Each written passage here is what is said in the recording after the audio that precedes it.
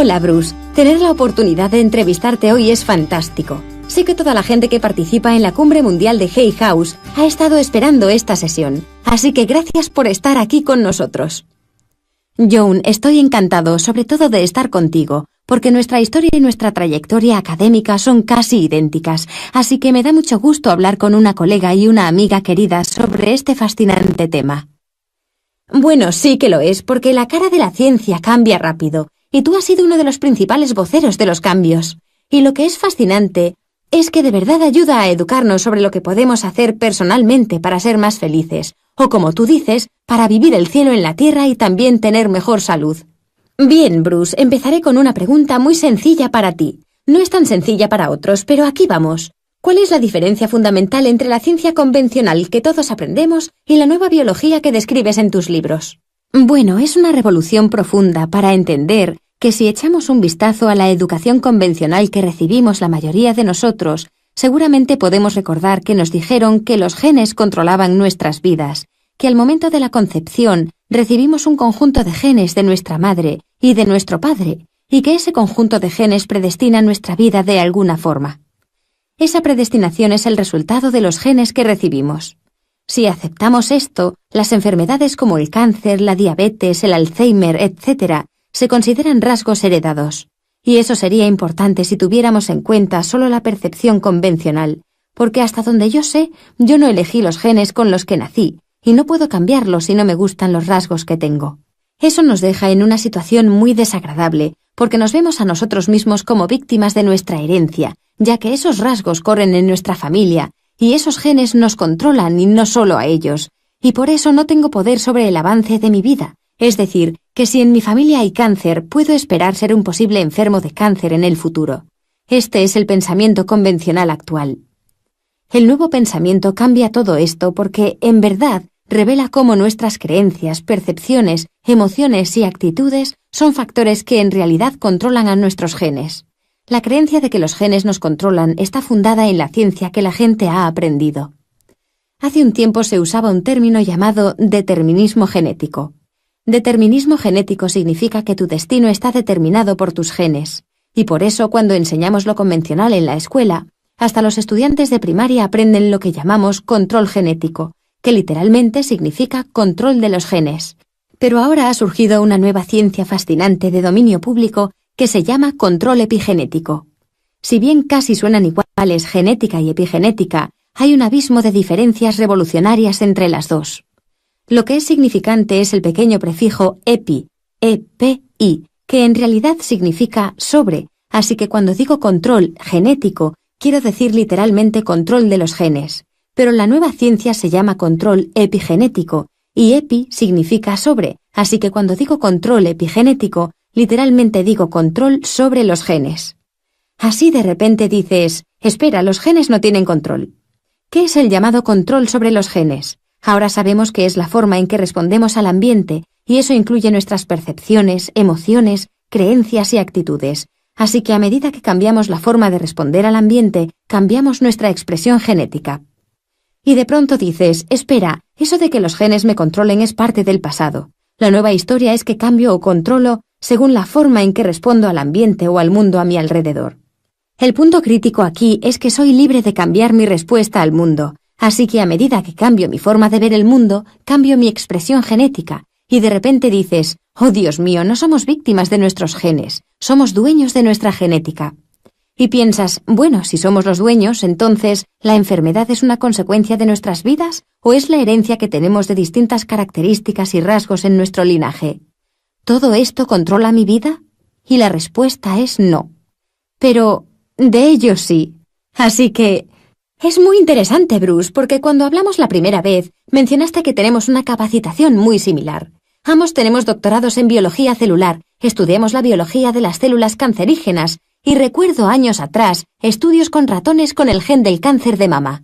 Si se criaban en ambientes normales, con una cantidad de estrés normal, a la mayoría se les activaba el gen y desarrollaban cáncer de mama. Pero si ponías a los ratones en el equivalente a un ambiente con poco estrés, podías tener ratones que no desarrollaban ese cáncer. No tenían cáncer aunque tuvieran el gen. Y eso es la epigenética, y eso es lo que debemos ver. Sé que también estudiaste extensamente el estrés, Bruce. ¿Cuál crees que pueda ser el efecto del estrés en los genes, no solo para el cáncer, sino también para el Alzheimer y otras enfermedades degenerativas? ¿Y cómo podemos cambiar la forma en que respondemos al estrés de la vida? Bueno, esa es una pregunta muy profunda, Joan, porque trae a colación un conocimiento que la gente no tiene. Y por ejemplo dicen, oh sí, este es el gen de cáncer de mama, BRCA1 o CA2, y dicen, oh, tienes ese gen. Inmediatamente la persona que oye esto sobre sí misma se estresa mucho, porque recibe que es portadora de un rasgo muy negativo y que puede esperar desarrollarlo. Bueno, de hecho solo ese estrés te empuja en esa dirección. Pero este es mi punto, no hay ningún gen que automáticamente haga que desarrolles un cáncer solo por tenerlo. Cada gen cancerígeno afecta a un cierto porcentaje de la población, y nunca se hace hincapié en esto. Creo que alrededor del 60% o del 67% de la población que tiene el gen BRCA1 desarrolla cáncer. Bien, de lo que la gente no habla y lo que omite por completo es que el 33% de la población tiene este gen y no tiene cáncer. No hablamos de eso, pero es la parte de la población que es más importante comprender. ¿Cómo puedes tener un gen que supuestamente causa cáncer y no tener cáncer? Bueno, aquí es donde entra la epigenética. Los genes no te controlan, tú estás involucrado con la selección y la activación de genes por la forma en que vives tu vida, bajo qué nivel de estrés estás y tu sistema de creencias. Y esto es importante porque explica el 33% de la gente con el gen BRCA1 que no tiene cáncer. Explica que tener el gen no significa tener cáncer, que el estilo de vida es el punto a tener en cuenta. Una de las principales causas de muerte en los Estados Unidos hoy es la enfermedad cardiovascular. Este es un hecho importante. Mientras que a la mayoría de los pacientes se los trata con todo tipo de drogas y diferentes tipos de régimen, la verdad fundamental que los científicos descubren y exponen, pero que la gente ignora, es que el 90% de las enfermedades cardiovasculares tienen que ver con el estilo de vida. Y cuando la gente dice que los problemas cardíacos proceden de la familia, que su padre tuvo un ataque cardíaco, su abuelo también, y que ellos esperan tener uno, y dicen que es a causa de los genes, resulta que no es por los genes, es por la forma en que viven. Y esto se puede aplicar al cáncer también. Y por eso siempre existe un porcentaje de la gente que tiene el gen, pero que nunca desarrolla el cáncer. El problema es, ¿qué tienen de diferente? Y resulta que es la forma en que viven, el estrés al que están sometidos. Así que tu pregunta sobre el estrés es crucial, porque ahora hasta la Sociedad Americana contra el Cáncer reconoce que el estilo de vida es responsable del 70% o más de los casos de cáncer, que no es hereditario. Y esto es muy interesante para la gente. Es un descubrimiento que, si la gente lo entiende, podrá aceptar su importancia. Los científicos estudiaban el destino de chicos adoptados por familias donde había un linaje de cáncer y observaban el destino de los chicos adoptados. ¿Y sabes qué descubrieron? Que los chicos podían desarrollar el mismo cáncer familiar que los hermanos naturales, pero el problema es que tienen una genética completamente diferente. Así que cuando te abstraes y piensas, ¿y cómo es posible que el chico adoptado desarrolle cáncer? Bueno, primero no es por los genes. Lo que queda es el estilo de vida y cómo responder a la vida, cómo se los programó durante su crecimiento para responder a la vida. Una forma negativa de responder a la vida, de hecho, precipita la enfermedad. Es interesante porque los científicos siempre hablaron del concepto del efecto placebo. ¿Cuál es ese efecto? A ver, me siento mal y tú, Joan, eres mi médico y me das un medicamento y me dices, esto es lo más nuevo, el mejor medicamento para tu enfermedad. Me tomo el medicamento, mejoro y luego me entero de que era un caramelo. Vayamos a la conclusión. ¿Qué fue lo que sanó al paciente en este caso? La respuesta es la creencia en el fármaco.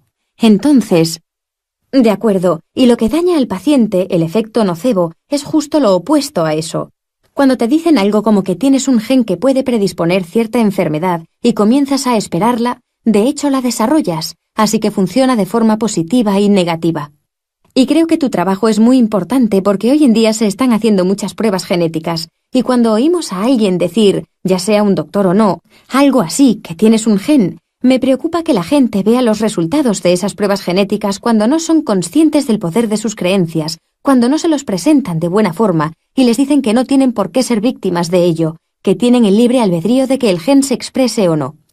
Hay todo un nuevo y desafiante mundo que trata del poder de nuestras creencias y de lo que sabemos de nuestros genes. Esto que acabas de mencionar es fundamentalmente el punto más importante. Creo que la mayoría de la gente está familiarizada con el concepto de efecto placebo, pero lo están mucho menos con el de efecto nocebo.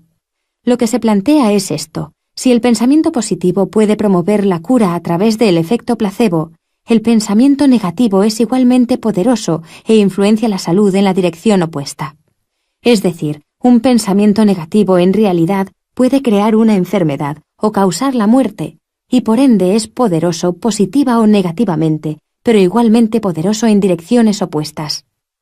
Y ese es el fallo cuando la comunidad médica, por ejemplo, no entiende el poder del efecto nocebo y del efecto placebo. ¿Por qué es importante? Porque, como tú dijiste, me dan un diagnóstico y de inmediato la creencia que generaron en ese diagnóstico se vuelve parte de mi proceso mental. Y luego, a través de la epigenética, mi pensamiento se puede convertir en una realidad fisiológica. Y esta es la parte alarmante, porque un diagnóstico es como predecir un futuro, no basado en tus genes, sino en cómo se manifiesta el diagnóstico. Tendrás esto y te sucederá esto. Mientras el paciente oye eso, el cerebro lo traduce en química, los pensamientos se traducen a química. La química de esos pensamientos es negativa. Eso le dará forma a la biología para complementar los pensamientos. Y ahí debemos tomar conciencia de que los pensamientos positivos y negativos afectan profundamente a nuestra genética. Profundamente. Y esto es muy interesante desde el punto de vista de la biología. ¿Cómo es que un pensamiento puede dar lugar a una emoción? Libera diferentes neurotransmisores y estos liberan diferentes neurohormonas, y todo se traduce en un cambio en el tejido medio de cultivo, o sea, en todos los fluidos que bañan tus células. ¿Cuántas células tenemos? Tenemos una cantidad enorme de células en nuestro cuerpo. ¿50 billones? Algo así. Mira, no creo que un ser humano pueda siquiera contar hasta 1 billón en su vida si cuenta de uno en uno. Sí, pero son muchísimas. Son muchísimas, y cada segundo, cada pensamiento, libera diferentes neurohormonas que van al fluido que baña nuestras células, se unen a la membrana celular y luego reciben la señal que va al núcleo de la célula. Y de hecho puedes cambiar la forma en la que el ADN fabrica proteínas. Y es ahí donde entra la epigenética. ¿Pero cuántos? Tenemos muchos pensamientos cada día. ¿Cuántos pensamientos tenemos por día? No lo sé, esas cifras varían bastante, pero son miles de pensamientos, y cada uno de ellos, como dijiste, se transforma en una respuesta química a través del sistema nervioso. Sucede algo muy simple, y estoy seguro de que luego hablaremos de esto. Por ejemplo, cuando uno abre los ojos y ve a alguien que ama a su lado, el sentido y el sentimiento de amor que se manifiesta en la mente se transforma en química que pasa a través del cuerpo, y la mayoría de las personas son muy conscientes de eso. Cuando uno está tan enamorado y se siente de esa forma, disfruta de mucha salud, y la sencilla razón es la siguiente: el cerebro traduce el concepto de amor en la liberación de algunas hormonas realmente maravillosas que se relacionan con sentimientos, como la oxitocina con los vínculos sociales o la dopamina con el placer. Es el incremento de la hormona lo que hace que las células se vuelvan más saludables. Entonces, cuando una persona abre los ojos, siente el surgir de la química en el cuerpo, y cuando ve a alguien que ama, siente que lo ama. Pero, ¿qué está pasando cuando sientes eso? ¿Qué significa ese sentimiento? Significa que la química del cerebro se esparció por el cuerpo, y la química, como dijiste, afecta a la lectura genética. Si uso la química del amor que resulta de la acción cerebral, si agrego la química que se libera del cerebro cuando estamos enamorados a un recipiente de cultivo de tejidos que contiene células, veremos que esas células crecen de manera exuberante y que son todo lo saludables que pueden llegar a ser. Cuando uno está enamorado puede sentirlo en todo el cuerpo. Si por el contrario la misma persona abre los ojos y ve algo que le asusta, no va a liberar química del amor. Se empiezan a liberar hormonas del estrés y lo que se denomina citocinas inflamatorias. Son sustancias químicas que cuando se las agrega a un recipiente de cultivo de tejidos, producen que las células se preparen para protegerse, lo que significa levantar una barrera ante una amenaza. Básicamente, cuando abrimos los ojos y vemos a alguien que amamos, la química es responsable de esta sensación creciente de felicidad en todo el cuerpo. Y al mismo tiempo, si abrimos los ojos y vemos algo que nos asusta, el cuerpo libera las hormonas del estrés y la fisiología cambia por completo. Sentimos mariposas en el estómago, ansiedad, nervios, y en ese proceso, mientras sentimos otras cosas, lo que sentimos en realidad es la reacción química que liberó el cerebro y altera nuestra actividad genética. El motivo es que el estrés es la mayor causa de enfermedad en el mundo, y es un hecho fundamental. El estrés es una de las causas del cáncer, como ya he mencionado. Tú puedes tener cáncer, John, Y si no estás bajo estrés, como se ve en ese maravilloso experimento del ratón que mencionaste, en el que cuando no estaban bajo estrés, a pesar de que tuvieran el gen del cáncer, no desarrollaban el cáncer, pero si tienes ese gen y estás bajo estrés, entonces de repente empiezas a tener una experiencia nocebo negativa que más adelante podría manifestarse en cáncer. De repente te das cuenta de que todo consiste en la forma en que miras al mundo. En realidad lo que nos dices es que cuando aprendemos a ver el mundo de otra manera podemos tener una vida mucho más saludable, y aún así sé que hablas mucho, en realidad poco, acerca de nuestras percepciones y de la manera en que creamos el significado de los hechos que suceden en el inconsciente. Mucho de esto son programaciones primarias, fueron programadas antes de que tuviéramos 5 años. Por ejemplo, digamos que uno está caminando por un pasillo en el trabajo, ve a su jefe y el jefe no lo saluda. Puede ser que inmediatamente nuestra mente piense, ¿ya no le caigo bien a mi jefe? Y luego, ¿qué sucederá si me despiden?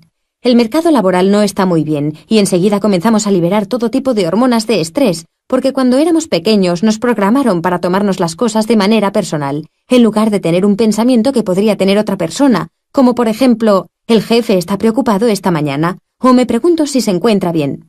Una vez que este tipo de cosas se fijan, sus interruptores quedan instalados en el inconsciente. ¿Cómo se puede reconocer que es un interruptor que está instalado en el inconsciente, que no es la realidad, es solo un interruptor? ¿Cómo se puede cambiar ese condicionamiento? Creo que eso es lo que todos queremos hacer, vivir la vida desde un punto de vista más positivo, más realista, curioso, cuidadoso, que supere el estrés. ¿Cuál es tu experiencia en este sentido? ¿Cómo lo logramos? Lo primero que mencionaste y que hay que reconocer es que la mente es el procesador del pensamiento, la acción del cerebro. Si miras a una radio y yo te digo, es una radio, el programa que se escucha a través del altavoz es el proceso de la radio. Así imaginemos que la mente es un programa que sale del cerebro, que es la radio en sí. Tenemos que reconocer que la mente es el programa. Como ya mencionaste, y esta es la parte más importante, llegamos al punto crucial del problema. Es así, existen dos partes de la mente operando y son interdependientes, una palabra muy importante que significa lo siguiente. No son lo mismo, son dos entidades diferentes, están conectadas pero no son lo mismo. Marquemos la diferencia entre las dos.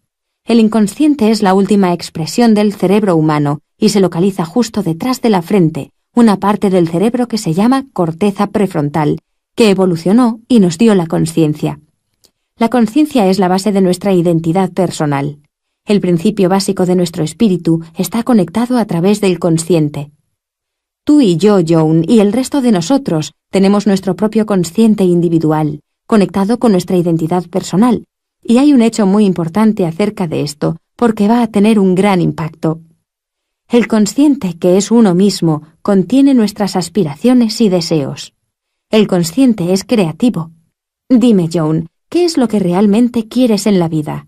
La respuesta creativa que me des, cualquier respuesta creativa, proviene por definición del consciente. Por eso tú y la programación del consciente representan tus aspiraciones y deseos y lo que quieres en la vida. También contiene tus pensamientos positivos, que son pensamientos creativos por definición. Este es el consciente. ¿Cuál es el subconsciente? El subconsciente es como una grabadora vieja. Grabas un programa, luego pulsas el botón y el programa se reproduce de nuevo. Es un hábito mental. Cuando aprendes algo, una vez que el subconsciente aprende cómo hacerlo, no tienes que aprenderlo de nuevo. No tienes que repasar todos los pasos. Puedes presionar el botón y lo harás automáticamente. Es una parte de la mente muy importante. Desafortunadamente tiene una mala reputación, porque las personas creen que el subconsciente es la fuente del mal y la oscuridad. Y en realidad es un dispositivo de grabación y reproducción que facilita nuestras vidas, porque una vez que aprendes algo no tienes que volver a aprenderlo. Aprendemos a caminar cuando somos niños, y una vez que aprendemos no tenemos que repetir el proceso todos los días, sino nunca llegaríamos a ningún lado porque pasaríamos todo el subconsciente contiene programas, y el consciente es creativo. Son partes de la mente distintas la una de la otra porque funcionan de esta manera. El consciente puede controlar tu biología con tus pensamientos y tus aspiraciones y tus deseos, pero existe un fallo en el sistema. En realidad no es un fallo, es un aspecto importante. El consciente no funciona por tiempo limitado. Eso significa lo siguiente. Joan, si por ejemplo yo te pregunto qué vas a hacer la semana que viene y tú lo piensas, Tu mente va a trasladarse del presente y se concentrará en esa semana. Si yo te pregunto qué hiciste la semana pasada, tu mente retrocederá en los archivos e intentará ver qué hiciste la semana pasada.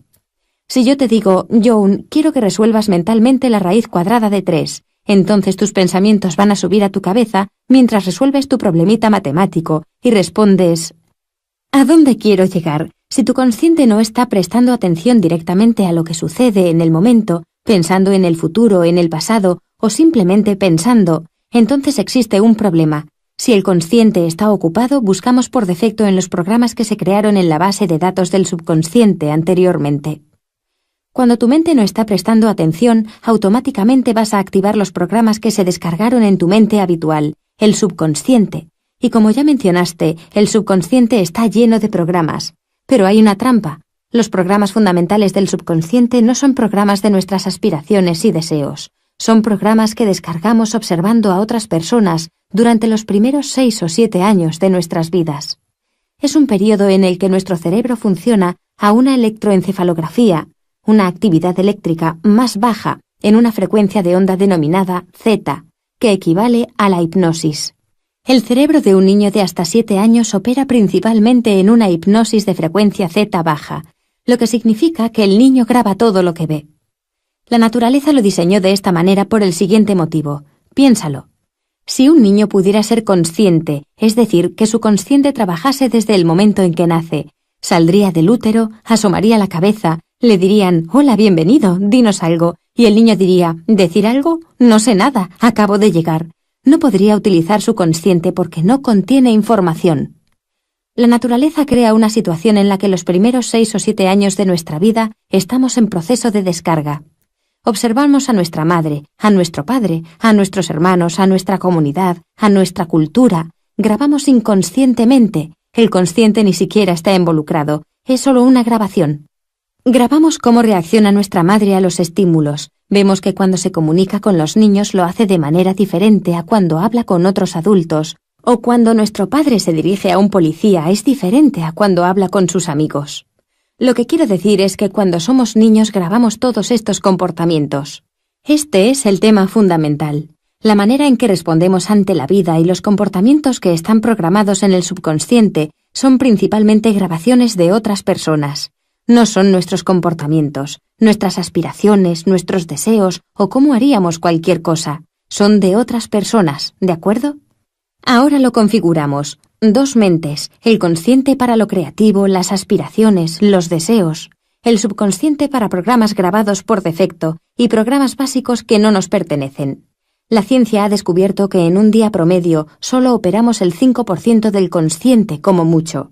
¿Por qué un porcentaje tan pequeño? Porque el consciente, al no ser de tiempo limitado, está pensando constantemente. Piensa, como dije antes, en el pasado, en el futuro, planea qué actividades hacer, lo que sea que estemos haciendo. Cuando el consciente está pensando, nuestro comportamiento cambia al programa por defecto, el subconsciente. El problema es el siguiente. Cuando no prestamos atención, el programa que reproducimos principalmente son grabaciones de los programas de otras personas y de cómo éstas responden ante la vida.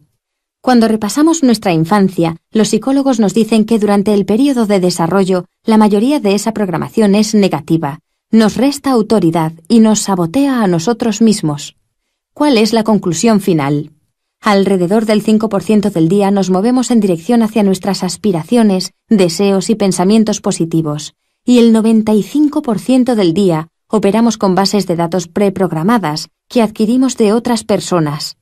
Y provienen del subconsciente. Es un hábito, los reproducimos solo por costumbre y de repente nos damos cuenta de que el 95% del día reproducimos programas que de ninguna manera apoyan lo que queremos, dónde queremos ir, nuestras creencias acerca de nosotros o nuestra vida, sino que reproducimos las percepciones de otras personas acerca de cómo responden ante la vida. Esta es la mejor parte, Joan. Durante esos primeros 6 años, los niños tienen que identificar qué lugar ocupan en el mundo en el que viven.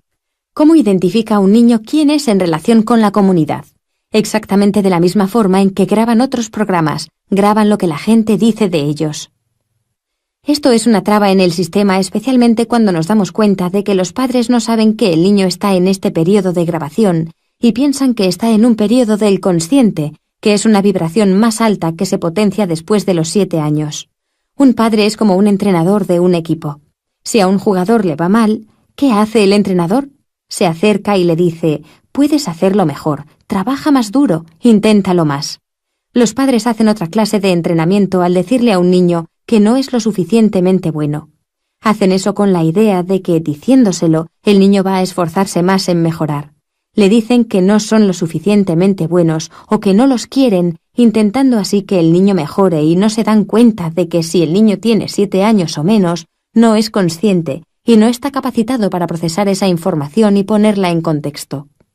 Si el niño tiene 7 años o menos, simplemente graba exactamente lo que le dicen los padres. Cuando tienen 50 años y no están prestando atención, adivina qué, están en automático, y cuando están en automático, ¿qué reproducen? Las creencias que tienen grabadas. No son lo suficientemente buenos, no merecen nada, no merecen cariño. Luego la gente dice: sí, pero podría verlo así si esos comportamientos me hubiesen destruido. Y yo digo: esa es la traba en el sistema entero. Tú en general no ves tu propia conducta inconsciente por una simple razón, porque tu mente consciente está ocupada. Y si tu mente consciente está ocupada, entonces por definición no ve los programas que se están desarrollando en el subconsciente. Por eso en mis conferencias le digo a la audiencia: sé que alguna vez en la vida tuvieron algún amigo muy cercano. Conocían la conducta de su amigo muy bien y da la casualidad que conocían el padre de su amigo. En algún momento reconocen que su amigo comparte alguno de los comportamientos de su padre y entonces le dicen algo así como: oye, eres igual a tu padre, ¿sabes? Y más tarde se van alejando de Bill. Porque Bill es el primero en enojarse y decir: ¿cómo puedes compararme con mi padre? Mucha gente se ríe al oír esto porque les ha ocurrido, y entonces yo digo: pero esta no es una historia superficial, porque todo el mundo puede ver que Bill se comporta como su padre. El único que no lo ve es Bill. Y un punto incluso más profundo es que Bill somos nosotros. Todos nosotros hacemos esto y no lo vemos, y entonces nos preguntamos: ¿por qué nuestra vida no funciona? Y uno tiene que darse cuenta de que el 95% del tiempo está utilizando programas que de ninguna manera coinciden con sus sueños y deseos, pero no lo ve. Por lo tanto, estamos siendo saboteados por programas inconscientes. Esa es una respuesta. Bueno, pero es muy importante. Has hecho una fantástica descripción de la mente consciente y de cómo cuando está pensando ni siquiera sabemos que está trabajando de forma programada. ¿Sabes qué? Pienso en las tradiciones de sabiduría, las tradiciones espirituales que hablan de volverse consciente y despertarse a la realidad. Y creo que hay muchos niveles de realidad, pero claramente uno de ellos es la realidad inmediata, que no necesariamente responde a lo que está sucediendo realmente. En vez de eso, reaccionamos a lo que creemos que está sucediendo. Y entonces despertarse de esa forma, si nos damos cuenta de que solo el 5% de nosotros es consciente, ¿cómo puedo hacer que una parte más amplia de ese 95% restante pase a formar parte de la corteza prefrontal, de la mente consciente, del yo sabio como algunos le llaman, o del yo mejor, donde tengo más poder de decisión, más voluntad, más orientación a mis metas, más posibilidad de tomar decisiones y de ser creativo? Entonces, ¿qué puedes decir? Voy a llevar esto a un nivel personal. Yo te conozco, Bruce, y lo que yo conozco de ti es que eres una de las personas más maravillosas, felices y amorosas que conozco. Tu relación con tu esposa es absolutamente maravillosa, y sé que tanto para ti como para todos nosotros, este ha sido un proceso de despertar y de ir más allá de los condicionamientos que uno tiene. ¿Qué es lo que más te ayudó en tu proceso de despertar? Bueno, antes de nada, muchas gracias por tus bonitas palabras. La razón por la que ves esas características es porque tú y Gordy sois un espejo para todos aquellos que hemos vivido nuestras vidas y hemos hecho cambios. Luego uno se dice a sí mismo: vayamos para atrás y pensemos, ¿qué controla mi vida? Yo digo, el 95% de tu vida está controlada por los programas de tu inconsciente que te insertaron antes de los 7 años. De hecho, incluso hay estudios que revelan que tal vez hasta el 50% de nuestra personalidad ya se desarrolló antes de que naciéramos, en el tercer trimestre del embarazo. Y la importancia de este período tiene que ver con lo que le ocurría a nuestras madres cuando experimentaban emociones que liberaban químicos desde su cerebro que controlaban su biología. Cuando eres un feto estás en el útero, pero adivina qué, la sangre de tu madre te alimenta. La alimentación por la sangre es lo que alimenta a las células, pero esto no es lo único que encontramos en la sangre, como ya dijimos. También están los químicos emocionales y todos los químicos de regulación, Así que el feto experimenta lo que la madre experimenta. Cuando ella está feliz, el feto experimenta los químicos de la felicidad. El feto tal vez no sepa las razones, pero fisiológicamente se siente feliz. Si la madre está asustada o molesta, los mismos químicos que su cuerpo produce también se los pasa al feto. Por tanto, el feto está sintiendo un proceso secundario, un reflejo de la vida, al experimentar los patrones de conducta y los sentimientos de la madre. Por lo tanto, el feto aprende emociones. Ese es el punto. Los patrones, las cosas que se repiten. Entonces, para cuando un niño nace, ya tiene un patrón de respuestas emocionales. Como ves, se nos programa desde muy temprano. Entonces volvemos y decimos, un momento, nuestras vidas son controladas el 95% del tiempo por estos programas inconscientes. Y entonces yo digo, cuidado, muchos de estos programas ocurrieron antes de los 7 años, incluso en el útero, en las primeras horas, días y semanas de vida, en el primer año, el segundo, el tercero. Y uno piensa, espera un segundo, ni siquiera sé cuáles son esos programas, realmente no era consciente. Entonces la gente dice, ¿cómo podría saber cuáles son mis programas? ¿Me ayudarán o no me ayudarán? Y esto se convierte en una pregunta muy importante, porque ya que la vida de uno es controlada por los programas, a uno le encantaría tener introspectiva respecto de los programas que tiene, y en especial de los que se formaron cuando no era consciente, cuando niño. Aquí viene la parte fácil, que es un poco graciosa, y es que volvemos a la ciencia que dice que la vida de uno proviene en un 95% de programación inconsciente. Entonces es simple. Esta ciencia dice que tu vida es una copia de tus programas inconscientes, ya que el 95% de tu vida está siendo controlada por ese 95%. Entonces, en vez de hacer psicología y reexperimentar los traumas de la vida, que es lo que hace mucha gente, hay que darse cuenta de que eso no es lo que hay que hacer para ver qué hay en el inconsciente. Todo lo que hay que hacer es mirar nuestras vidas y darnos cuenta de que lo que nos ocurre de forma sencilla y sin esfuerzo, lo que nos gusta que nos pase, nos ocurre precisamente porque tenemos programas que causan que eso acontezca de esa manera. Y en cambio, ante todo por lo que uno se esfuerza, todo aquello por lo que uno lucha, todo aquello por lo que hay que hacer un esfuerzo porque no ocurre, la pregunta es, ¿por qué nos tenemos que esforzar tanto? Y la respuesta es, porque aparentemente tenemos programas que impiden que esas cosas ocurran. Uno se esfuerza mucho por superar esos programas. Luego, básicamente, si queremos entender cuáles son esos programas, tenemos que mirar nuestras vidas. Las cosas que funcionan con facilidad lo hacen porque en realidad tenemos programas que las facilitan. Y todo aquello por lo que luchamos tanto representa verdaderamente el hecho de que nuestras creencias están interfiriendo. Por lo tanto, básicamente uno concluye, claro, ahora sé cuáles son las cosas en las que tengo que centrarme más, porque son las cosas en las que encuentro problemas para conseguir que ocurran. Entonces ahora uno tiene que pensar cómo hacer para identificar estas creencias. Una de las características más importantes de la naturaleza de la comunidad es que si uno es realmente cercano a alguien, y esto es raro cuando uno se pone a pensarlo, y muestra un elemento de su personalidad o un comportamiento negativo, si tiene amigos cercanos, pero realmente cercanos, pueden decirle a uno, ¿sabes qué? Lo que acabas de hacer no ayuda mucho a lo que realmente quieres hacer o que realmente quieres de tu vida. En esos casos uno puede recibir críticas o cualquier otro tipo de feedback, porque recuerda, la mayor parte del comportamiento es invisible para nosotros, porque siempre que nos comportamos de alguna manera, lo hacemos así porque nuestras mentes conscientes están ocupadas. Por eso es de mucha ayuda tener gente a nuestro alrededor, y en especial en nuestras relaciones que sean importantes para nosotros. ¿Por qué? Porque una vez que uno toma conciencia de esos aspectos negativos del comportamiento, ya tiene un punto de partida sobre lo que realmente quiere cambiar. Esto es muy importante, porque como digo, tratar de analizar el comportamiento propio solamente cuando se manifiesta es muy difícil, ya que solo estaríamos prestando atención a alrededor de un 5% del tiempo. Entonces uno piensa, tengo estos programas, se formaron en mi niñez, estos programas no me ayudan, son los que me quitan la fuerza, los que me sabotean todo, especialmente las creencias respecto de nosotros mismos. Es decir, cuando miramos hacia otro lado y escuchamos cómo los padres hablan a sus hijos, eso siempre enoja. Me irrita porque cuando les dicen estas cosas a un chico de menos de 7 años, no se dan cuenta de que el chico está grabando todo lo que dicen, y luego cuando pulsan un botón, estos chicos repetirán exactamente lo que los padres dijeron y se comportarán según lo que han aprendido.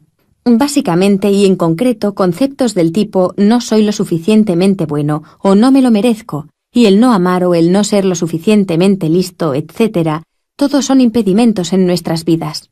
Cuando superamos estos conceptos y cambiamos la programación y la reemplazamos con el mismo tipo de programación de nuestros sueños y deseos, ¿sabes qué?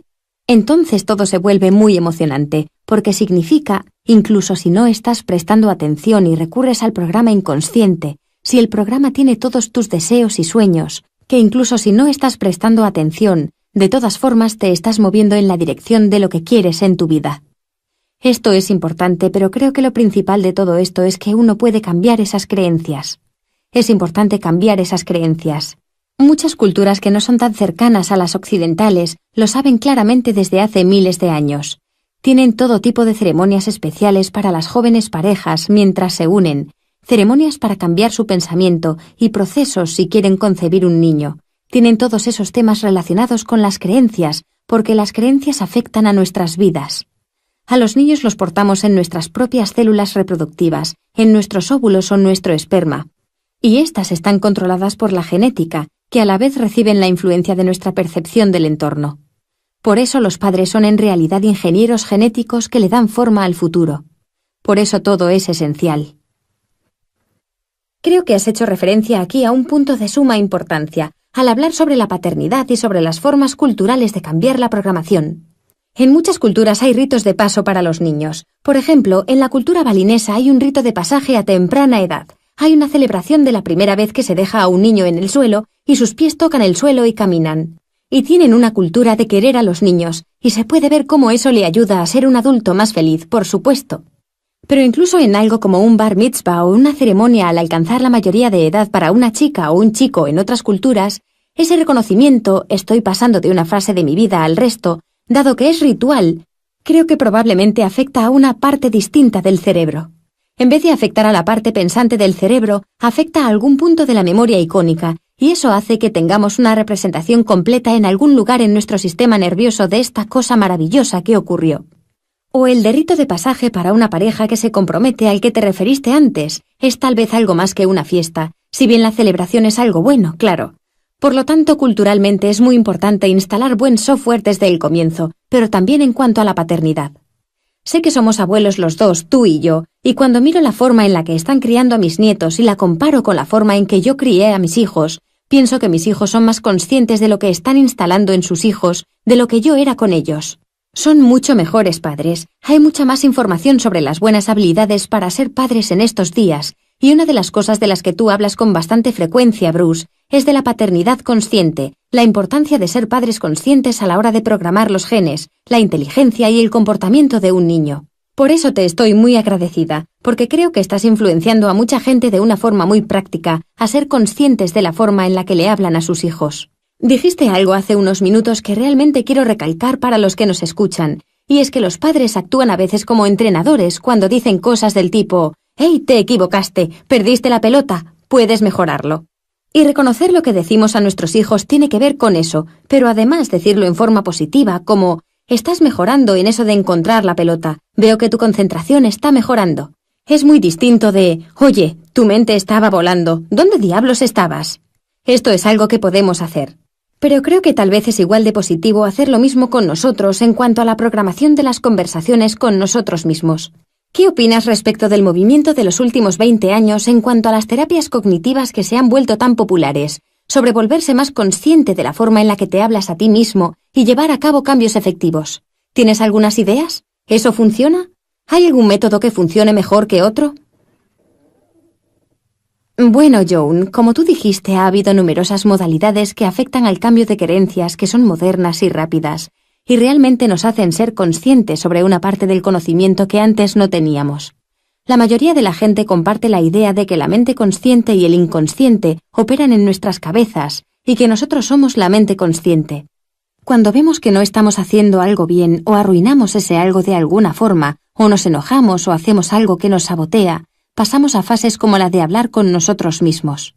Y esto me hace mucha gracia porque es como, ok, estás hablando solo. Como, Bruce, no hagas eso nuevamente, no te comas esa rosquilla ahora.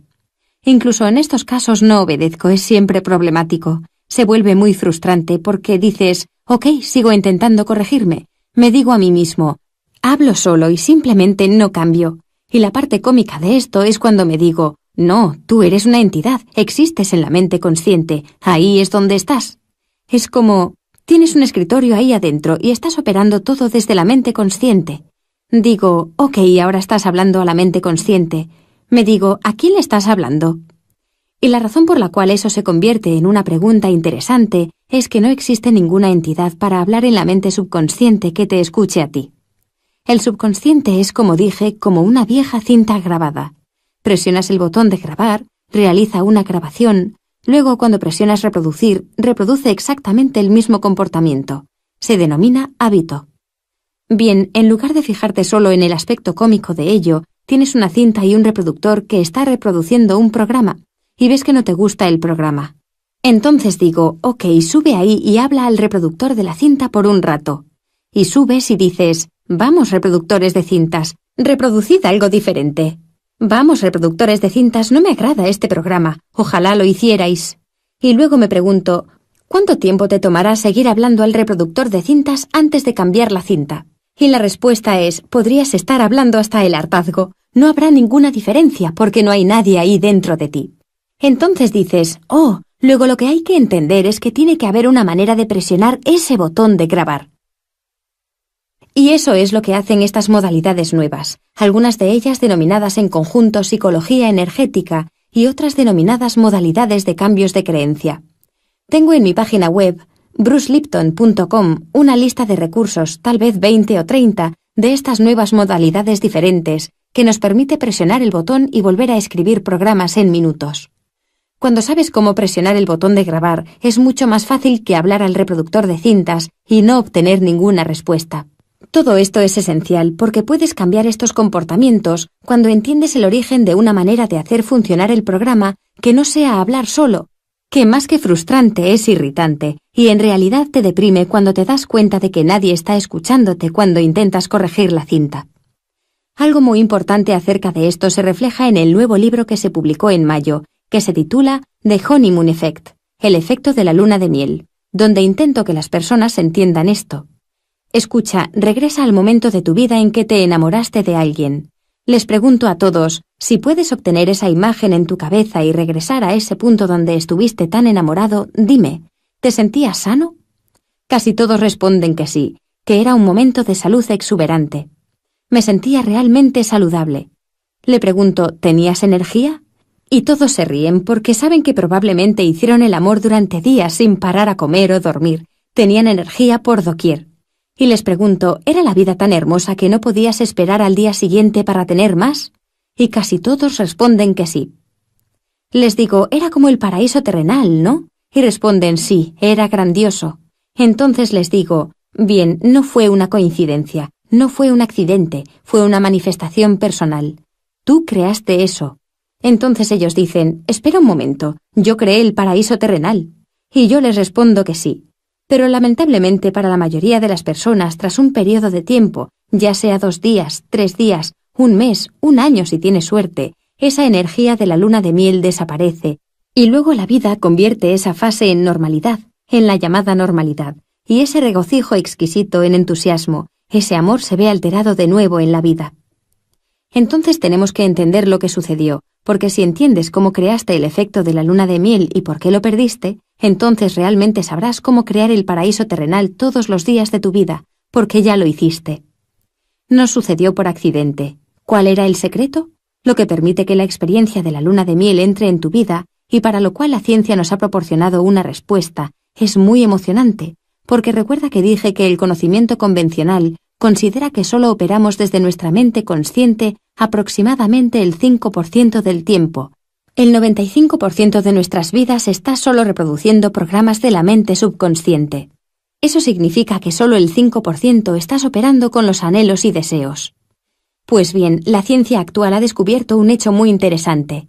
Como acabamos de mencionar, cuando te enamoras vives un momento interesante, en el que esencialmente la mente consciente está presente el 90% del tiempo o incluso más. En lugar de ser solo el 5% del tiempo el que opera con los deseos y anhelos, ¿qué le sucede a tu vida cuando estás operando con el 90%, especialmente cuando compartes esa actividad mental con otra persona que está también operando el 90% del tiempo con sus deseos y anhelos. ¿Qué creaste? Manifestaste tus deseos y anhelos. Era ese amor del paraíso terrenal el que, sabes, te hizo alcanzar tu plenitud. La vida era tan grandiosa y era así de fácil. Básicamente ves que cada decisión cognitiva, cada decisión que tomas en tu vida, cada movimiento que realizas en tu vida, no proviene de un programa almacenado aprendido en el pasado, proviene de lo que tú quieres. ¿Qué quieres? Así, cuando dos personas viven una parte de su vida basada en sus deseos y anhelos, se denomina la luna de miel.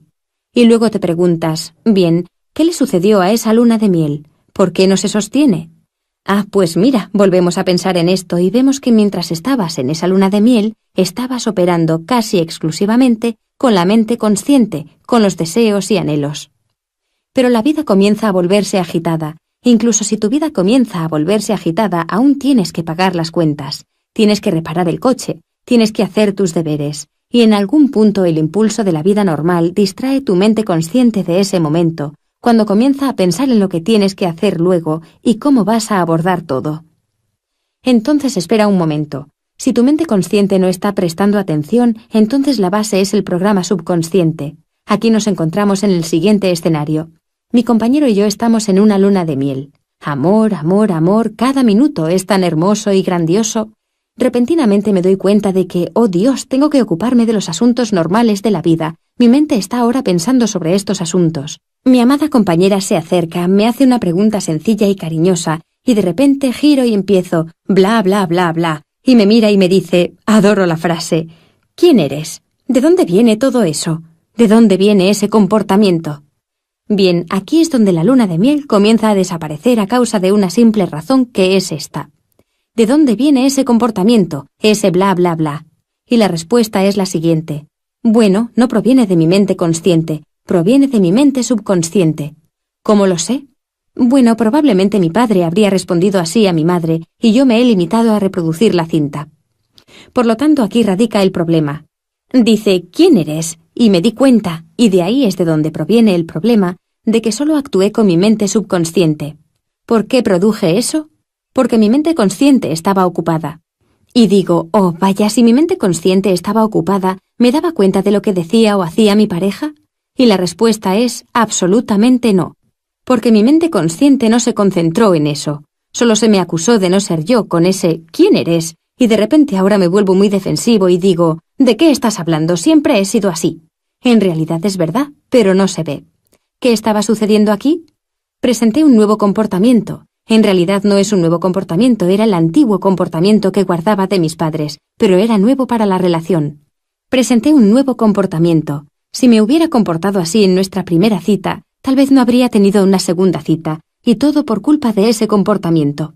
Pero hasta ahora hemos estado viviendo en una luna de miel, así que hemos estado viviendo mi comportamiento basado en deseos y anhelos hermosos y maravillosos.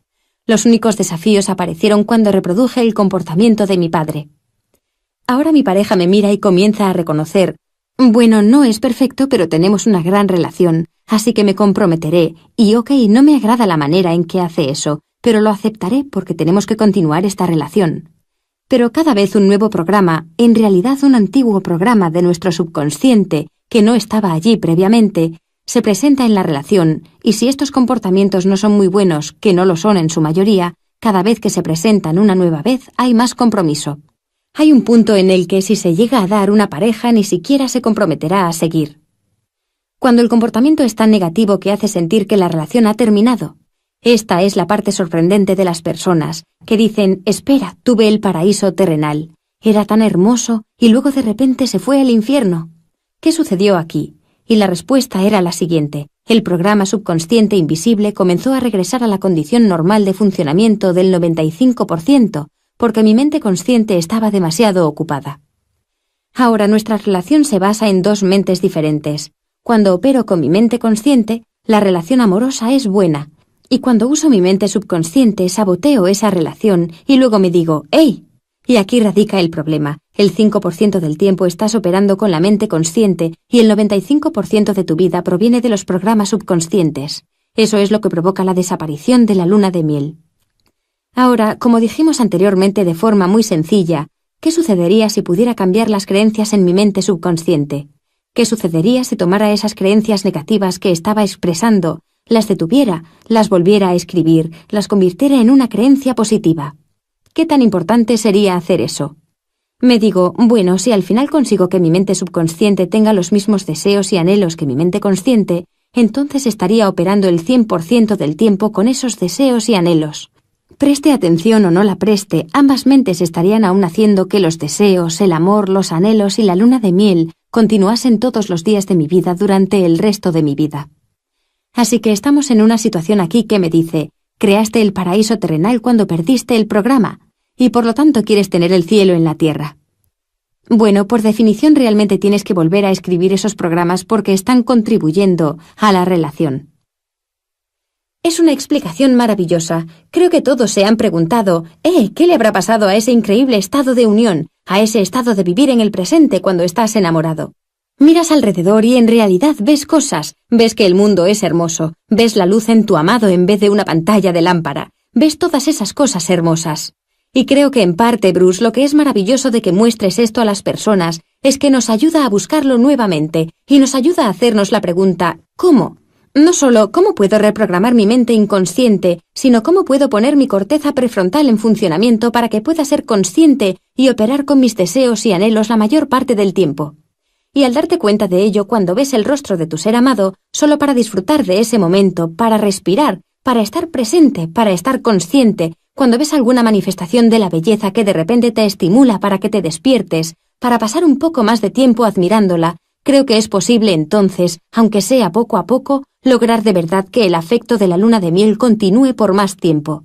Y el amor que sentimos es, por supuesto, el amor por nuestro ser amado, pero como tú nos has descrito de una manera tan bella, Bruce, el amor que de igual manera sentimos es un amor por nosotros mismos, por lo que valemos, es decir, por nuestra enorme valía.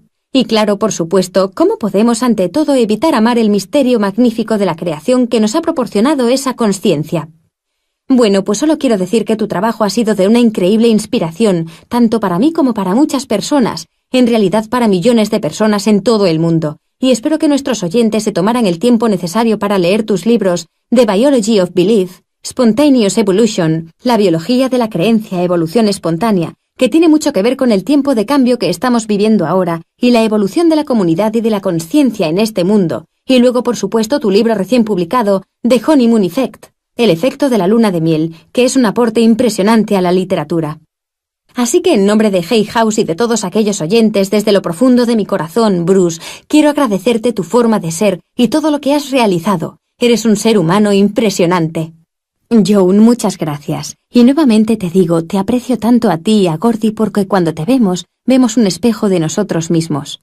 Y sabes, ninguno de nosotros creció de esta manera. Y esto es algo que hemos hecho. Es una cosa muy positiva que podemos hacer, que tenemos el poder de hacer.